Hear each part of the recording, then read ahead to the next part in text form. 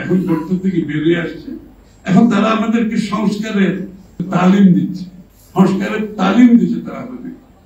আরে শেখ হাসিনা যাওয়ার আগে তো বাংলাদেশ, শেখ হাসিনা পরবর্তী বাংলাদেশ কি হবে এটা কিন্তু মাথায় রেখে আমরা সংস্কার প্রস্তাব দিয়েছি।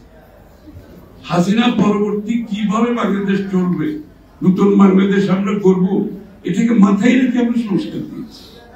আমরা নতুন করে শেখ হাসিনা যাওয়ার পরে সংস্কারের কথা বলছি না তো, আমরা সবাই মিলে এই সংস্কার গুলো আমরা করেছি।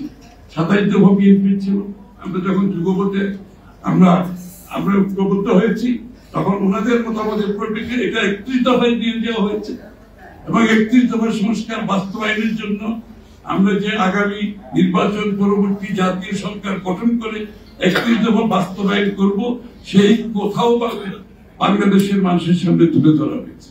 এবং সবচেয়ে বড় কথা হচ্ছে 31 দফা নিয়ে আমরা গ্রামে গঞ্জে যাচ্ছি, শহরে শহরে যাচ্ছি, লোকজনের কাছে তুলে ধরছে 31 দফা।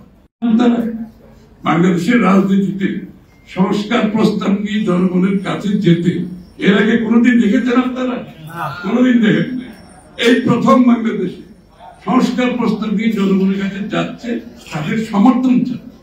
কারণ দিনের শেষে আপনি যত সংস্কারের কথা বলবেন, দিনের শেষে সংস্কার হতে হবে গণতান্ত্রিক প্রক্রিয়ার মাধ্যমে।